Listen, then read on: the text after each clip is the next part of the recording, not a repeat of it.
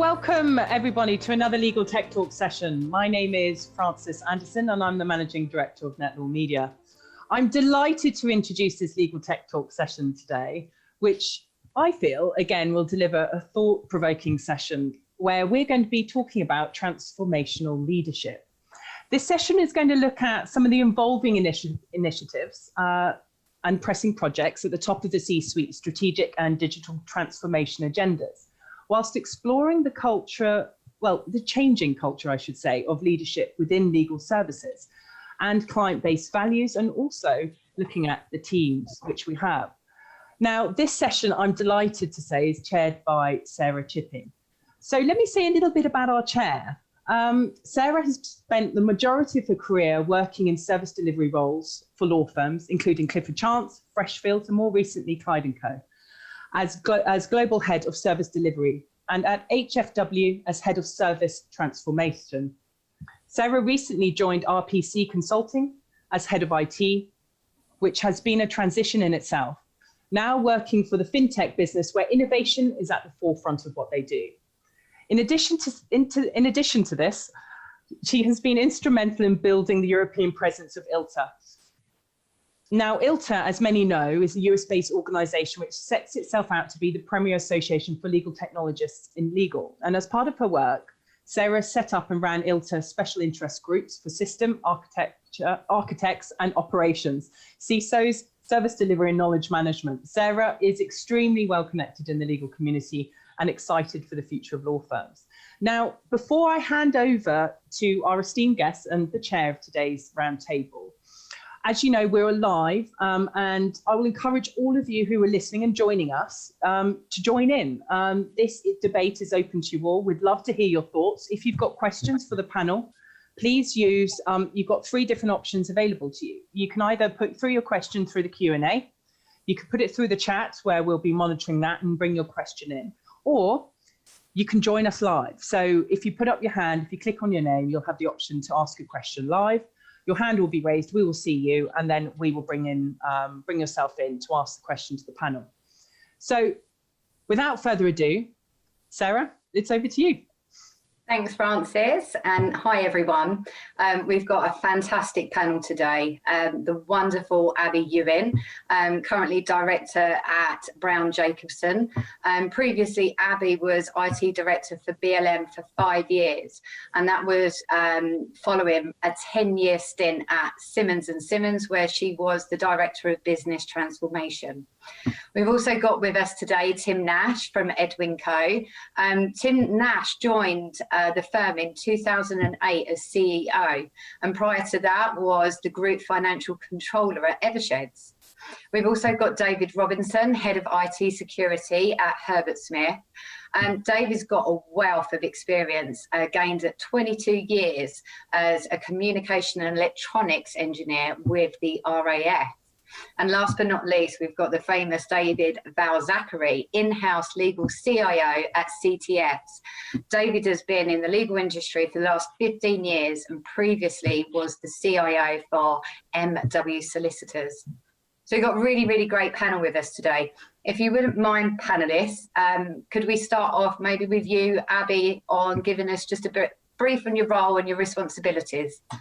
Yes, certainly. I'm actually Director of Technology and Operations at Brown Jacobson, which was fortuitously a role that I took over about 2 weeks before lockdown. So I took on responsibility for buildings, facilities, catering, post-career, etc. at a time when that was actually much harder to deal with than technology, which seemed relatively straightforward by comparison. So I have responsibility for all of those elements, as well as technology and innovation, and the secretarial workforce as well. So it's a pretty varied job. Brilliant. Thanks, Abby, and sorry getting that wrong. Okay. Robinson. Hi, David Robinson. Yes, I'm head of global IT security for Herbert Smith Freehills, international firm. I've been here 5 and a bit years. So I've been out in the private sector for nearly 20 years now. So nearly the same amount of time as I served in the Air Force. So we're a busy firm, and doing reasonably well despite what has happened around the world. So looking forward to telling you more shortly. Brilliant, that's great. Thanks, David. And Tim? Hi, I'm CEO at Edwin Co. So I think my job is to look through the front windscreen, see what's coming, see what the road looks like ahead, and then try and, based on that, coordinate all the different elements of the firm, the risk, the IT, finance, HR, facilities. So I share your pain, Abby, to make sure that it all gets delivered and packaged up to make the boat go faster. Right, no, that's interesting. And David. Hi there, everybody. I'm the relatively new CIO at CTS, been there about 6 months now, actually, just approaching. And I like Tim's description, actually, because I also have to look at the road ahead a little bit and help CTS steer the course of the legal direction in the future. So a little bit of sort of gazing into the crystal ball and making sure we stay in the right direction. I look after our strategic accounts and strategic clients as well. And I have particular responsibility for all the partnerships we have with a lot of various legal vendors and making sure those partnerships work well on behalf of our clients. Brilliant. All right, thanks, guys.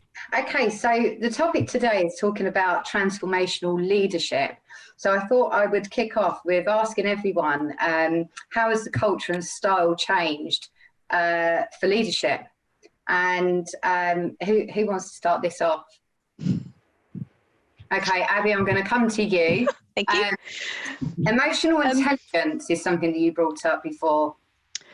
I think that's a really important component of sort of, if you like, modern leadership, and certainly I think that leadership styles have been changing for many years now, and I think what I've seen with our recent coronavirus experience is that there's a spectrum of leadership styles, and those people who are at the more old-fashioned end of the spectrum, who like to manage in a much more command and control kind of way, or at the other end of the spectrum, people who are quite inexperienced have struggled quite a lot because they've had to switch very quickly to working to a remote and virtual way of managing and of leading, and I think it has required a different approach. Certainly it's required us to be very much focused on output and productivity rather than presenteeism, which is something which is quite a challenge in a law firm generally from every aspect of the organization.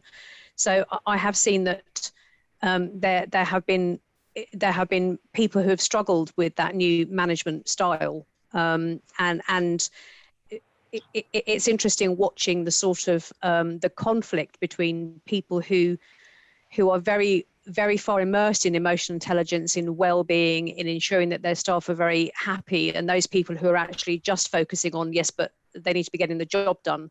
And there's a balance to be struck clearly in the middle around the balance of results and relationships, I think. And I think that's where it's key at the moment. That's a really good point. Yeah. Okay. David, do you want to mention anything on this piece? Mr. Robinson or Mr. Vazaki, which one would you David? Oh, David Vazaki, sorry. Shall I do David or DF? DF, over to you. I think over the last 20 years, the direction of travel has been for leaders to spend more time with their people, more collaboration, more discussion, more communication.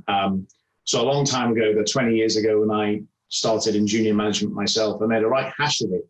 And I was getting lots of things wrong. And the powers that be above me took me to one side and said, David, how much time do you spend with the people you're managing on a personal level, just chatting and talking and, and I've been a project manager beforehand. And I basically said almost none. I said, I was acting like a project manager. I've told them what to do. I expect them to do it, and it was a baptism of fire for me many years ago that I needed to spend maybe up to 50% of my time working with people, communicating to people, making sure they're okay, not just on work matters, but also a little bit socially, making sure that the welfare of the people I'm looking after is where it needs to be, and looking out for those things. And the companies I work for invested in my training over years to learn the skills to do those things. I think that's continued over the 20 years. I think more of it now, like Abby's just said, the emotional intelligence requirement, the collaboration, it is there. what I found interesting in this COVID world, where your team is now not immediately in front of you and not next to you, is that there is a danger or a risk that because they're not there, we reduce that percentage of time we spend making sure that the team is okay and the individuals are okay and they're doing what we need them to do, but also that their welfare is okay. But I would say and suggest that just because it's harder, actually those percentages, that 50% of the time or more, we need to be inventive ourselves. We need to do what is hard. We need to push ourselves and make sure we are maintaining lots of contact with all of our people through this period of time.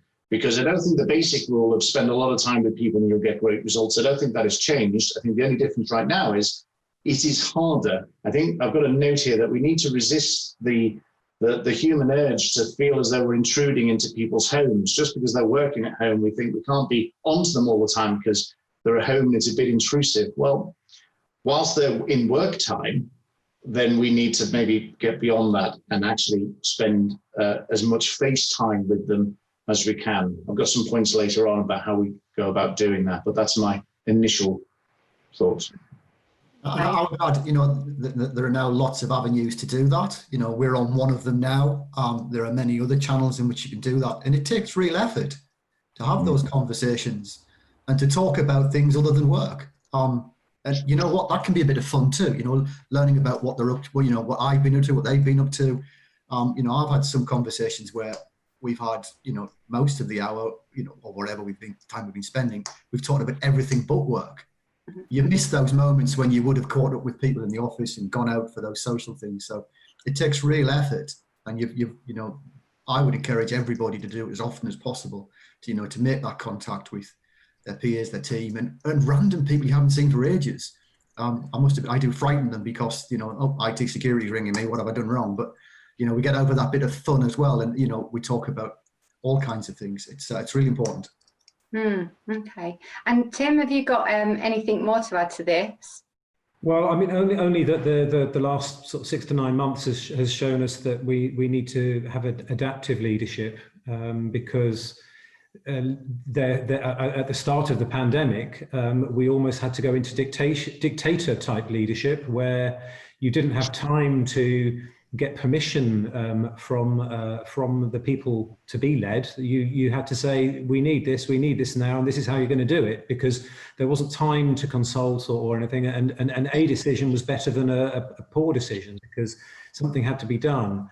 I think that has now evolved, and we're probably back to more like a business as usual, where there's more, I think generally in professional services, there's more of a collaborative type of leadership. And so the leadership is more of a coordinator, setting the direction, but then getting the views of the people involved in the project. I think the culture has changed. The cultural leadership has changed though, because I think the people coming through an organization, are changing, and the way they want to be led is changing. They want their view. They want their views to be heard. They want to be appreciated. So I think the style of leadership has had to change over recent years to accommodate the differences in the requirements from the workforce. And so you lead by permission much more than in the past. Yeah, that's a good point. And I think that there was another point raised where it's about transparency as well.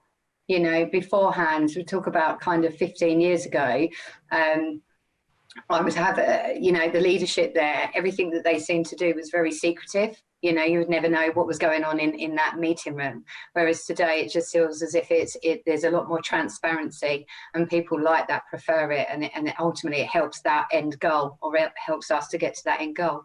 I think that's right, and I think you generate a much higher degree of engagement from your workforce. So if you have a transparent and authentic leadership, then employee engagement almost happens automatically, and you don't have to work quite as hard at it.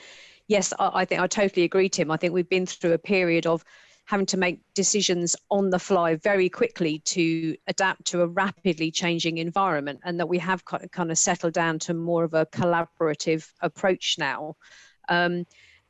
but I think we're still in an environment where, and certainly I very much feel this, is that we still need to be, we need to be making our people feel safe and stable, and that they have confidence in the direction of travel that we're taking them in. And I think that's been even more so in the last 6 months or so, when everyone's been in a heightened state of stress to one degree or other, all collectively at the same time, which is a highly unusual situation to be in. So I think that's made a difference to how we've approached leadership, people management, and well-being as well. Yeah, that's right. So there's a question that's coming from Stuart McHugh. So what advice would you give your younger self when first starting out in management or a director position? It's a really good question. Does anyone want to pick up this question? Yeah, don't try and boil the ocean. Don't try and do everything. You've got to, understand the limits of your time and capabilities, and use your team around you, and let them take some of that responsibility. That's why you're leading that team, and let them get on with it and help and steer them. But give yourself some time as well. Step away and give yourself some time to think about what you need to do. So really For me, don't overpromise, underpromise, overdeliver. Certainly when I was younger, I was very keen to please, and so said yes far too often. And it's not that I didn't mean yes, it's just that it was impossible to do everything yes at the same time. Yeah. And so, people will accept a no if you give them a very good reason, or say not just yes, so that's the advice I give myself. I'd actually say exactly the same thing as David. And also to, when you can't deliver everything, not to take it personally. Yeah. Because most of the time there will be an enormous amount of surrounding extenuating circumstances as to why you can't say yes to everyone and deliver everything that everyone wants. Yeah. And that's hard, isn't it, Abby, actually, not taking it personally. Yeah. I think I've definitely got better at that as I've got older. I used to take things very personally. It's a process you have to go through. You almost have to have the scars to prove it. But I think the point about saying yes is you've got people above you asking you to do things, and you say yes to them, and you've got staff below you asking you to do things or to change things. And if you say yes to them, then you're stuck in the middle in a very difficult place. So I would suggest that you use time wisely to research. And don't give your answer until you've understood the problem, and then come up with a solution rather than just say yes immediately. So there's always time. It would be my recommendation anyway. Something that I've learned, because I was always in a hurry, and that doesn't always help. Brilliant. Okay then. All right, they're really good tips. So there was part of the discussion we had setting up for this meeting, where we were talking about cultures and styles and emotional intelligence. There's a lot to be said on mental health at the moment, So is there any comments, or is there any experiences that you can share that actually the audience listening today will kind of go, oh my God, I'm in that position, and actually that's what I'm going to start doing with my team? I think when we were preparing for this, Abby and I were having a chat about extroverts and introverts, and how actually the lockdown, how it affects different people in different ways. I'm fairly extrovert, and by that, other than having a big gob, I get my source of energy from other people, which is one of the meanings really of being an extrovert.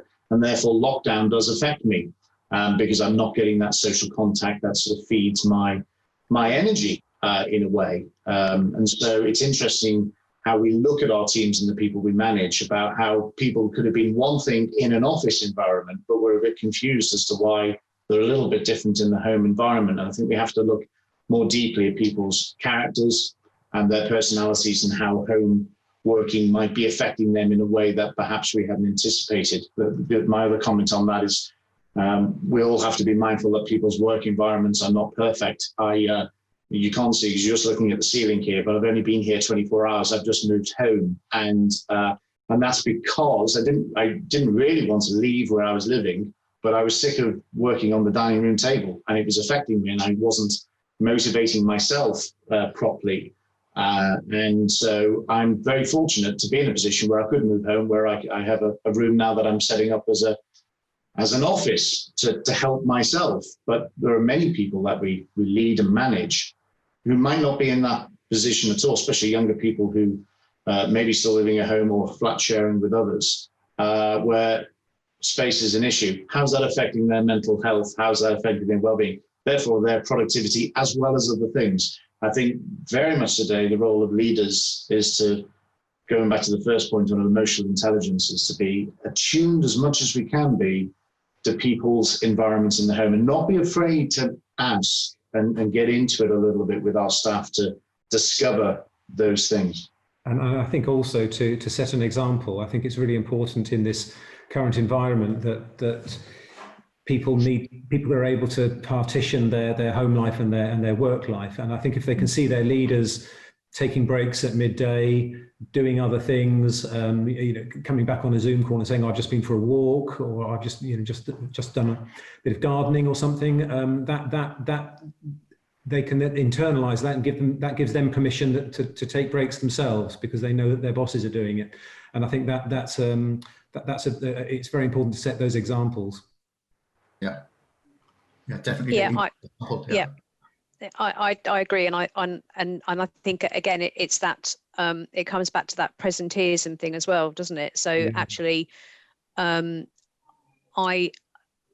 happy for people to flex their time to fit their very particular family circumstances, because everyone's circumstances are very different, and provided productivity is where it should be. Taking into account the fact that some people's productivity has been hit by the, as I said, almost the low level stress that people are feeling constantly as a result of the situation we find ourselves in. But so we're doing practical things like we're looking at limiting meetings to 55 minutes or 25 minutes so that you actually do get a 5-minute break, because I think probably everyone on this call spends 8 hours a day sitting at a screen with a pair of headphones on. Actually, no, I'm the only person that's wearing headphones. I need to get myself a bit more technologically savvy, don't I? But I think it's really important that we do that, and that we do things like set time delays on emails that we send, so that people don't feel obliged to check an email at 8 o'clock in the evening. And even if you don't respond to it, your brain might start processing a response. So sending an email with "don't look at this until tomorrow" on it doesn't help, because people do. So that kind of thing, I think, just to protect people so that they're not feeling obliged to be always on, I think is really important. As you say, Tim, you need that separation.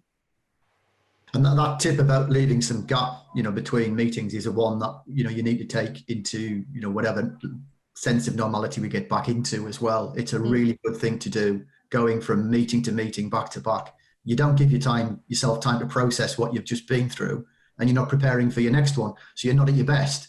So you've got to give yourself some time. Yeah, I agree. Tim's point about going for a walk and leading by example.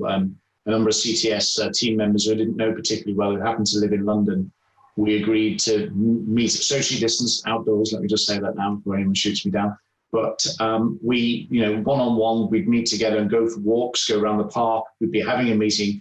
Part of it was social, part of it was that well-being agenda. But actually, then there was some great work done and quality discussions, and we both actually felt very energized at the end of the session. And but Tim's point about showing people through your own example, not only is this okay, you should do it, you should actively look for the opportunities where you can do it safely and where you can do it in the rules. I think that's important, especially for those people that we know actually contact with others. I was talking to a colleague, a former colleague yesterday on the phone, and I was mentioning this session, and he said to me, so all the times when we normally have coffee breaks and you're in the office and you give someone shall we have a coffee, and you go to the kitchen, you have a coffee, you have a natter, you chat about something a bit away. That's sort of gone in these environments. How do we recreate and show that actually it's perfectly acceptable? In fact, we want you to do this, because that type of interaction is very important about establishing relationships or maintaining relationships and keeping dialogue going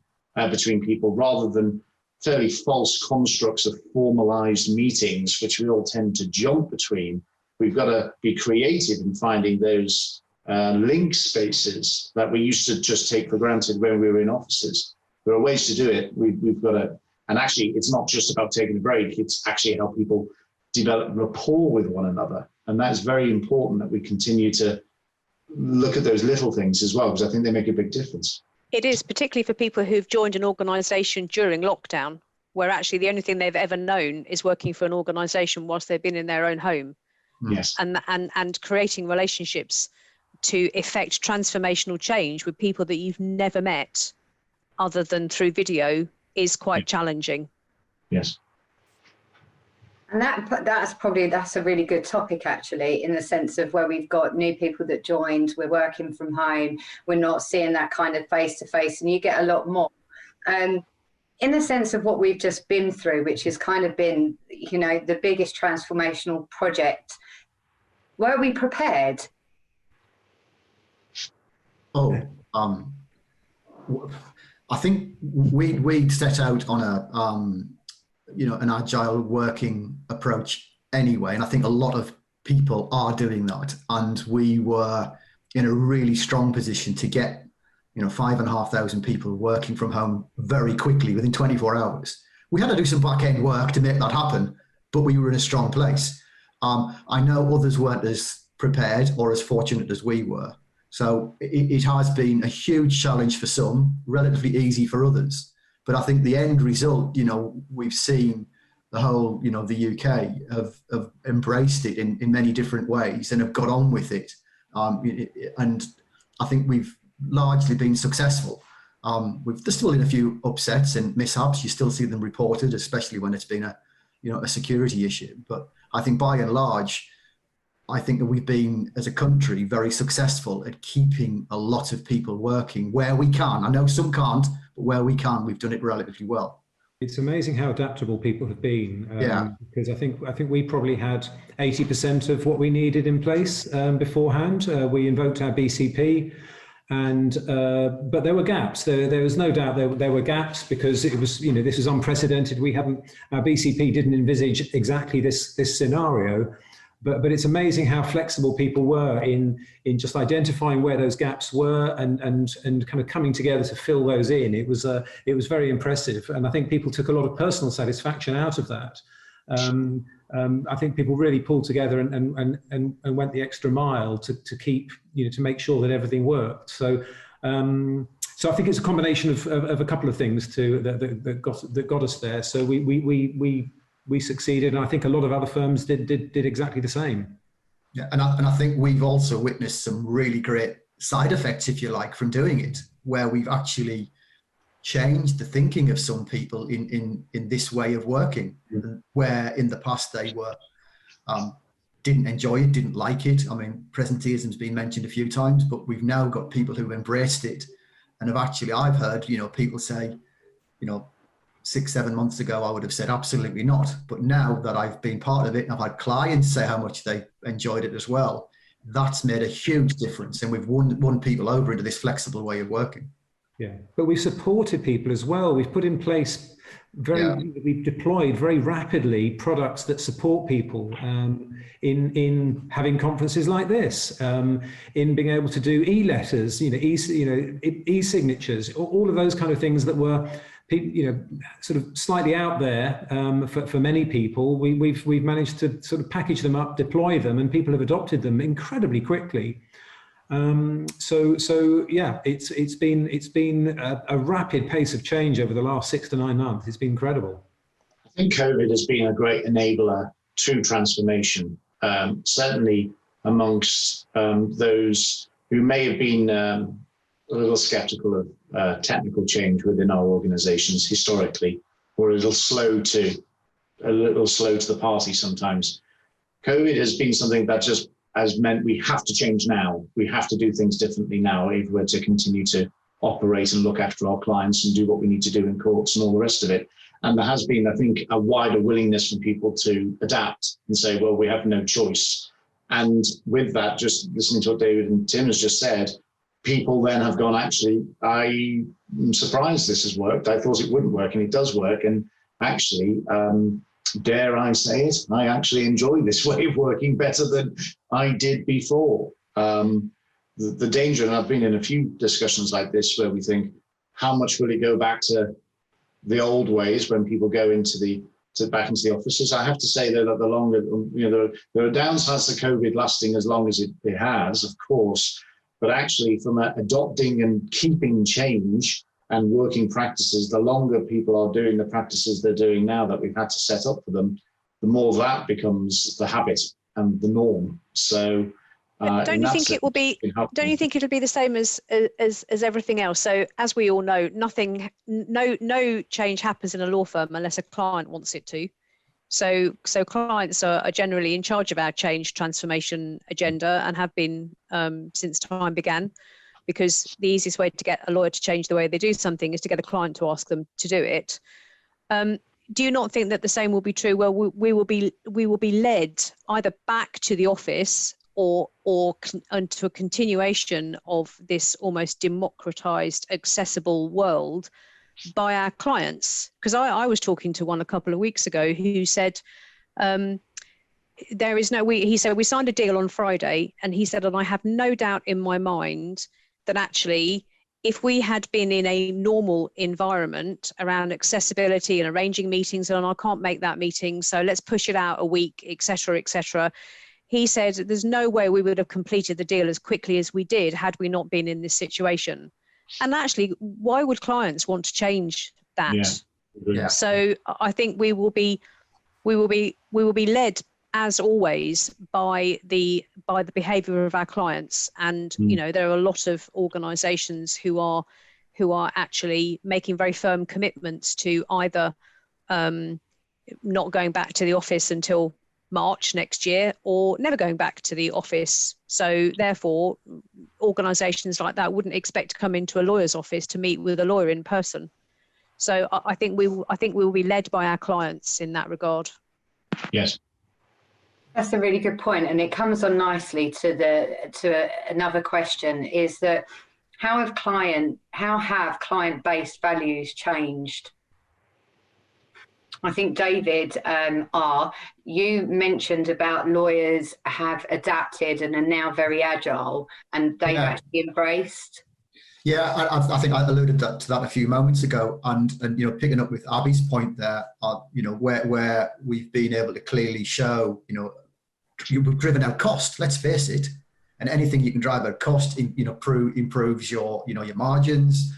We've driven up productivity, so we can see all of these huge and great benefits from all of that, and the clients will pick up on that too. So they'll help drive this to continue in some way. I don't think we'll have everybody in home, in the future. There's definitely going to be a difference. It's not going to be everybody back in the office, without a doubt. There'll be a mix. It'll be half and half, 50, 60, 40. It'll be something different from what it is today. But more people working more in an agile way, without a doubt. There was one other thing as well. I think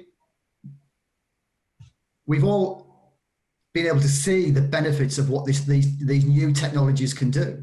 There's huge amounts of collaboration. That also is a huge benefit. Clients love that, the ability to work with you in these very rapid ways, sending stuff in and leaving it for days. We've been able to shorten to that in some regards. So all of that for me is just improving that working relationship. And I can't, why would you want to change that back to the old way when everybody's benefiting? It's a positive thing. And David, without talking about COVID, the need for digital transformation and working with client bases online and real time was something that was going on for a number of years anyway. Certainly in my former life at MW, working with our property clients online, we were doing it because our larger competitors were doing it. So we had to make sure that we were competitive. Obviously, there's cost control, there's compliance elements within that, and the convenience for clients, being able to work at their convenience without having to trudging into offices with paperwork. All that was valid before. Actually, through the circumstances of COVID, it set us up in strong positions, having that portal technology. It's not going to go backwards. You're right. The clients now, it's now a necessity, but it's certainly, there were reasons before COVID anyway that made it the correct direction of travel. It's just accelerated it, I think. There's one other thing that's popping in my head there as well, that this has helped with as well, that skepticism around using cloud services. Yeah. That has been driven on immensely, and more clients and suppliers have embraced it. You know, and we've been going through that cloud consent piece with a number of our clients. This has absolutely helped move that along in the right direction. I mean, back to your question, Sarah, how has client culture changed? Well, I think they've gone through a similar transformation in what they realize, you know, in what value they see out of legal services. They're much more aware of the outputs rather than the input. So the brand of the place of work and the office, that's become irrelevant in a way. The need to have sort of vellum paper, or you know, and a certain, you know, ink or whatever, that's been to a degree that's been shorn away, and the clients are really just focusing on the output and the efficiency of the output that they get to see, and so I think they've been on a journey as well, and it's been a bit symbiotic, and so there's been a rapid evolution in what clients have been prepared to accept in terms of legal services. And as David said, it's been very much underpinned by the technology that was already there, but yeah. People were people were aware of it, but were very loath to use it. Lawyers would say, oh, the clients would never accept that. The clients may have been dimly aware of it, but were quite happy to sort of feel the value of a paper letter rather than an electronic one. And COVID has swept that away, and produced a remarkably quick sort of evolutionary spurt, should I say? It has, and I think what it's done as well is it's almost, you know, because necessity is the mother of invention. It's almost triggered an innovative and creative spark with lots of people, where some of the successes that we've had have been where we had a collection of really difficult circumstances, of a huge deluge of work from particular clients as a result of COVID, and how we're going to deal with that because it was unexpected. And actually co-creating products between the legal team, the internal IT department, and the client to create things that are innovative. There's nothing new and shiny about them. I didn't go out and buy any new software or technology. We just looked at the tools and the talent that we already had, and we talked to the client. Our IT department actually talked directly to the client. Heaven forbid that should ever happen. But actually, we came up with some tools that helped our clients enormously, which were relatively non-complex, but actually transformational in what they managed to achieve. That's great. And I think just to allude on this as well is that there is a question from Carrie Duffy, and this is great actually, is that, you know, in the situation that we are today, and it has definitely pushed digital transformation as kind of the priority, has this gave leadership power, and has it influenced the business very much to listen to technology, to listen to IT, to listen to yourselves more? Power is an interesting word. I think it's given us opportunity I think most people were still very impressed with their IT departments, you know, and that this tech worked. And I think because of that, therefore, willingness to change and go with it now. Maybe there's more openness to the ideas that IT and innovation teams have. More, you know, people being more receptive.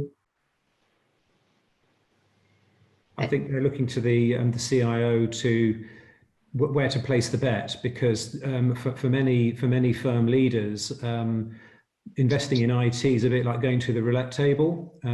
You've got a huge choice of options, and you know, do you place your money on 19 red? I don't know whether it's red or black, but you know what I mean.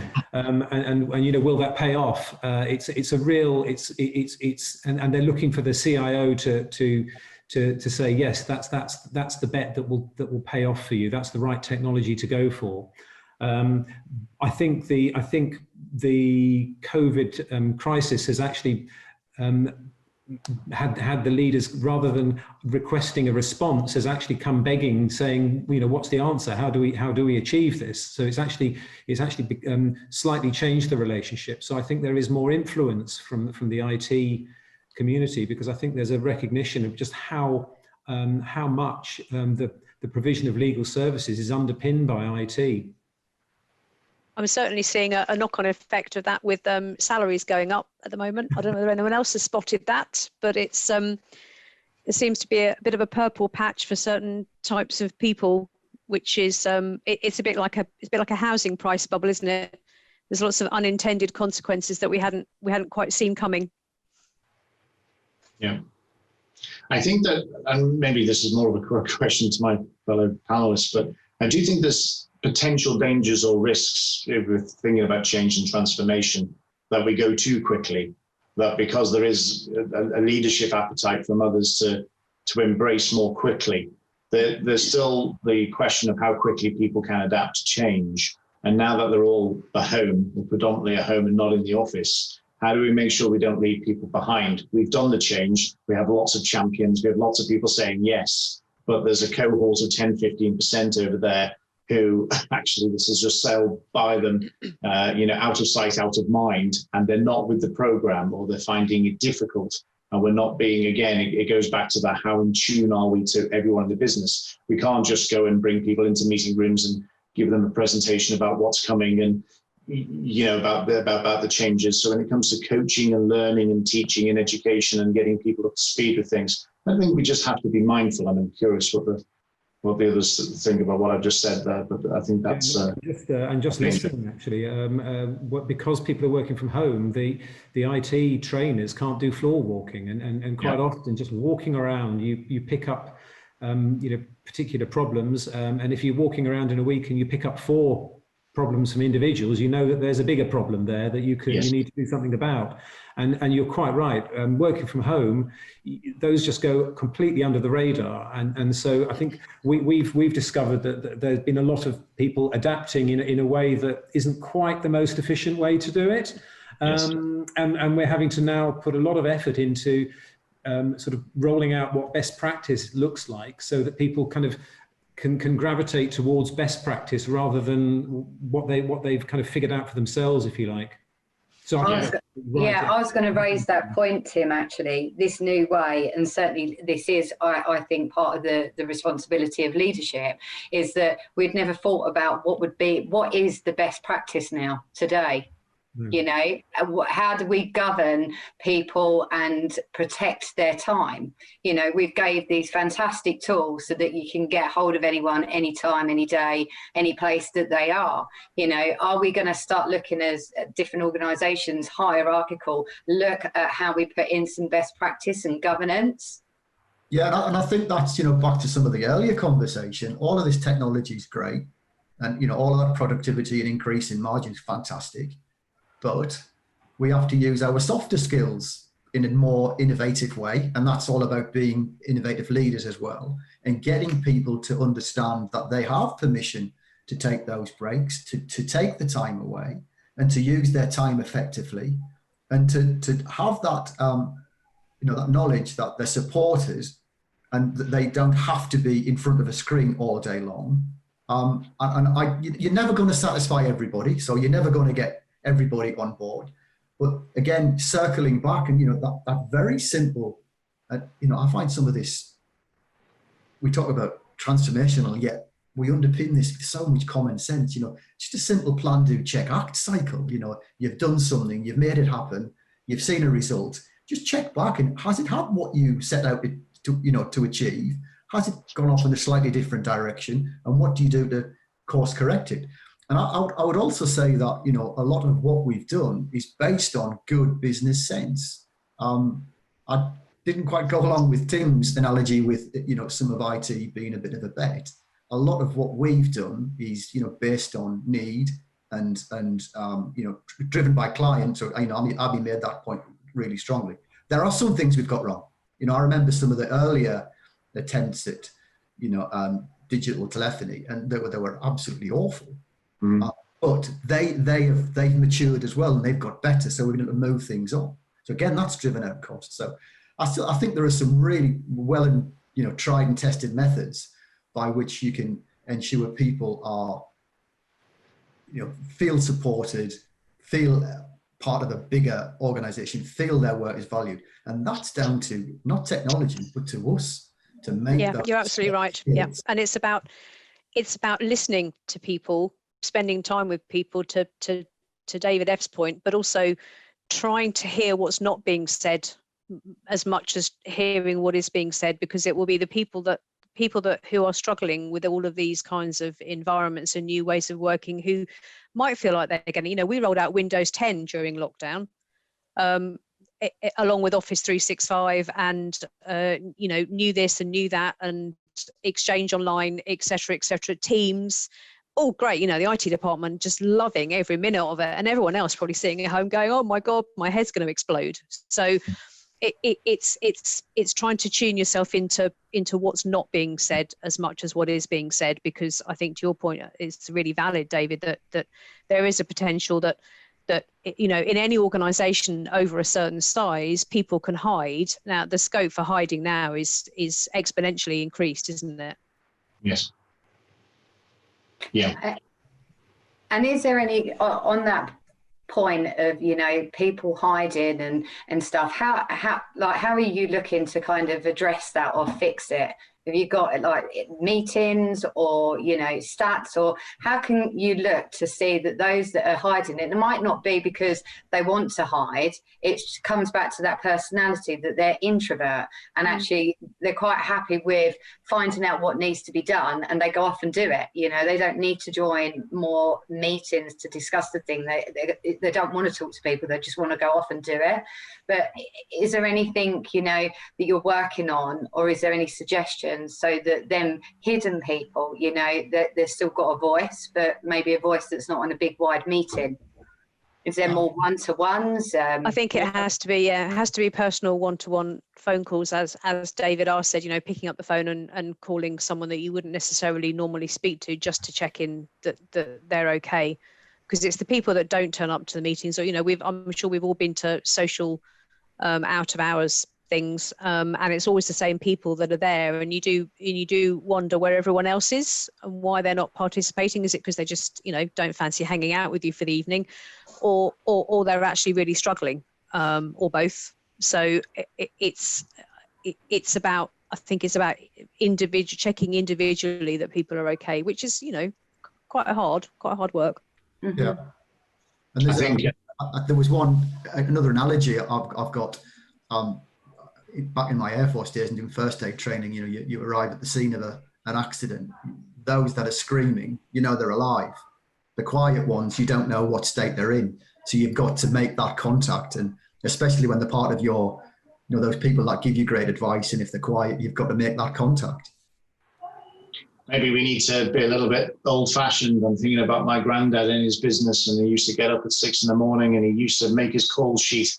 These are the people I'm going to call today, make that list, and then he spend a few hours making the calls, and maybe there's a little bit of that. That's what leadership in these environments is today. Make our call sheet, make our calls. It's hard, but make time, make it happen. And actually, we've had some, Tim, can I just say one thing before on that one, David?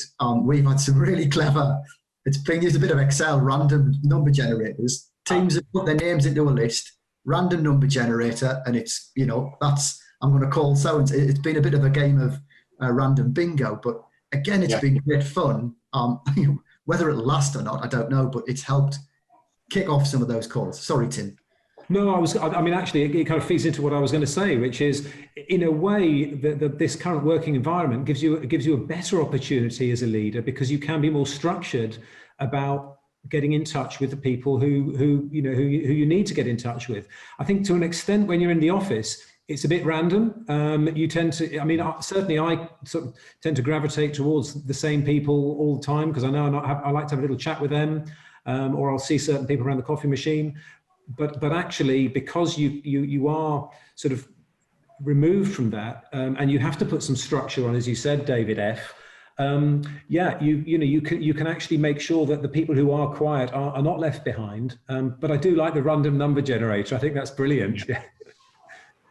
Remember what Maureen Lipman said on the BT adverts, it's good to talk. Yes, yes. More than ever. You've got knowledge. Oh, we're all showing our age now. Yes, very scary. So coming up to really like a final question, transformational, you know, as being a leader, do you always need to transform? You know, do you need to be that champion of transformation? And Abby brought up about, you know, transformation is driven by the client. Do you find that you have to be the advocate of that change in the business, in the team, in the department? You have to be willing to. You have to be the advocate, but you have to be willing to change yourself. And I think you spend 20 years from when you start work sort of learning things and getting experience and getting good at things because of your experience. But I think there's a point, and I think I'm at it, where actually your experience begins to get in the way because you think you know everything about something. You think, well, I know what to do on that in the future. And the danger is that you become closed-minded to actual different ways of thinking and doing things, more modern ways of doing things, new things that have come through. So I think it's important to challenge myself. I think it's important to challenge myself and to think differently and not just to assume that because X was X 5 years ago, that it is X for the next 5 years. So I think anyone driving transformation and change and showing leadership has to be willing at the right point in their life cycle of experience to shake it up in their own brains. That's just my thought on that. Einstein had a great quote about it, but I can't remember it. But it was something like, take everything you've learned and all your experience and park it, and shake it up a little bit. He put it more eloquently. Yeah, I think you can, well, for me, you can never stop learning. You're always, finding something new every day. And I think we've got to where we've got to because we're adaptable and flexible. And we had a part of our, prep for this. We talked about change. And I think it's really important when you're involved in describing what you want to do and you get your buy-in, you have that transparency. Because I've certainly witnessed changed when it hasn't been done well, it hasn't been transparent, it's been foisted on people, and there's been a backlash. And I think, regardless of COVID, any of that, that is again a basic means by which you can, bring about effective change. You've got to bring the people involved with you on that journey if you wanted to make it to be a success. I agree with that, and I think that people don't necessarily realise that change management is a skill, and if you want to land change management well in your organisation, you probably should vest it with an expert, because not everyone is a good. It's not something that you'd necessarily layer over someone's day job, and that that's I think a painful lesson that we learn around change management, particularly in law firms where it is an expert skill to have to do it properly, and actually the opportunity cost of getting it wrong and investing in software that people don't use or trying to affect process change that then isn't subscribed to, where people take the path of least resistance, resulting potentially sometimes in shadow IT, although I think certain elements of shadow IT are actually really good and really healthy. I agree. It's because it challenges you to think differently about things.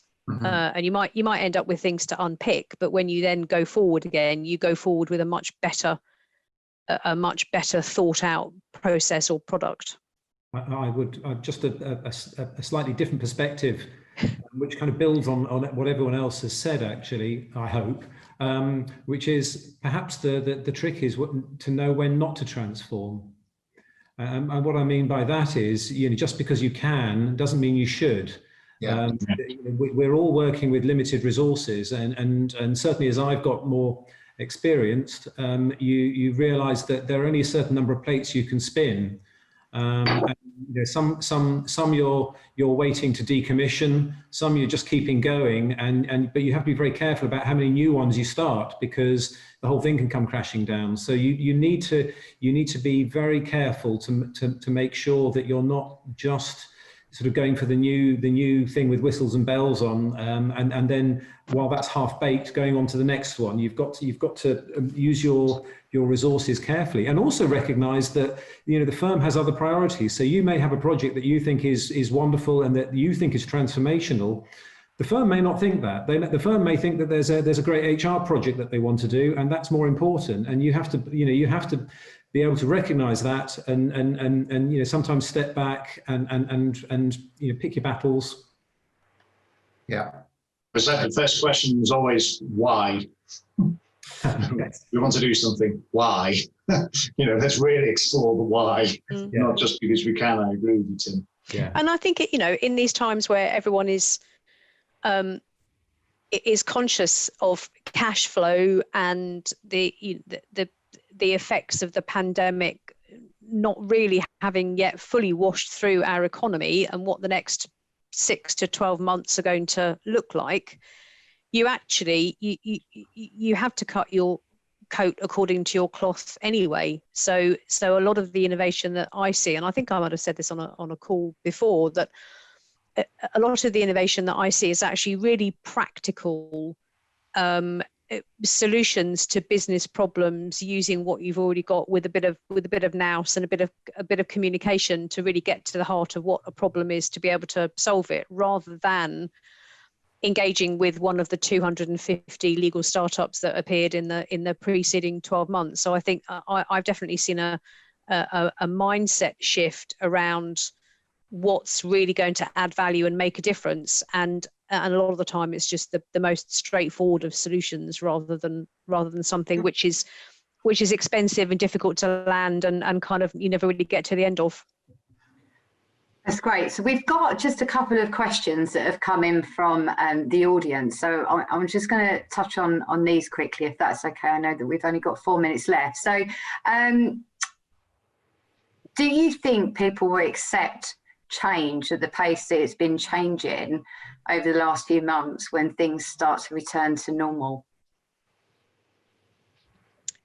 I would say yes and no, depending on their personality. I think people are broadly exhausted by work, exhausted by the news, media, exhausted by everything. So I would say no. I think it's unsustainable. I agree with Abby. I think the human species will want to slow down a bit at some point and just get into a little bit of habit and routine and chill a bit and say steady on. I just think that's a natural cycle of things, and I just think so. That's why I believe actually now is the time to continue with change and transformation whilst this period is going on, because I think there is a steady on there period coming a bit further. Okay, all right. Another question was, have you got any tips that you can provide for how do you make time for yourself so that you can, you know, speak to the others, or, you know, how do you make time for yourself as well, actually? I put big chunks in my diary.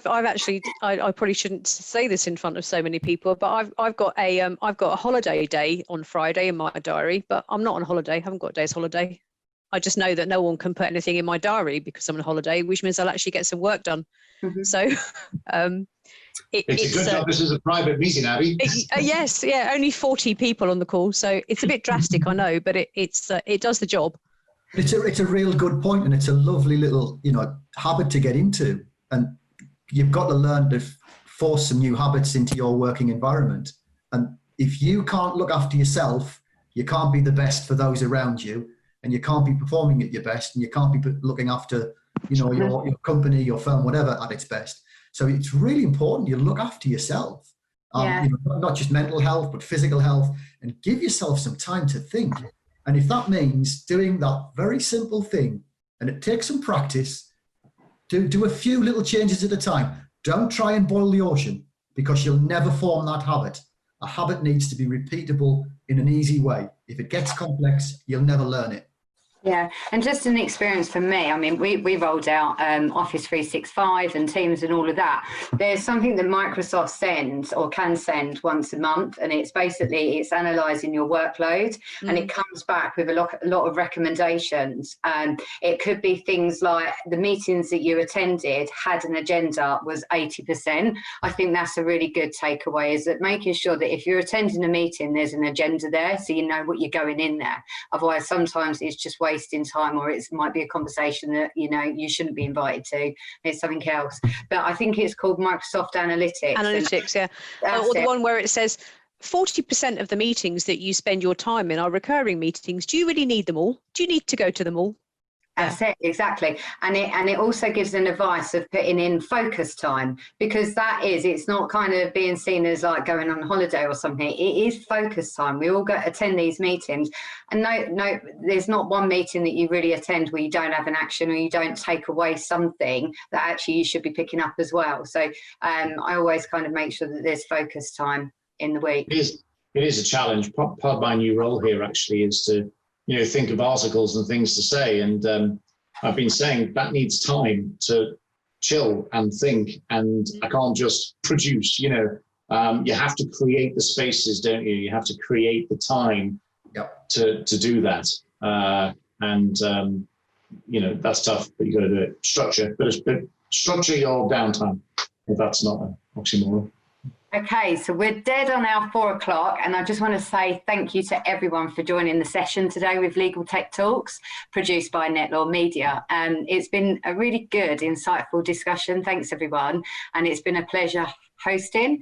I'm pleased to confirm that the next Legal Tech Talks, by the way, I'm reading this off of something, will be Create a Culture of Resilience. And this will be on the 8th of December. The session will be chaired by Peter Wright and the featured panelists from Linklaters, Slaughter & May, Ashurst and Ingress. Thank you for joining us today, and don't forget to subscribe.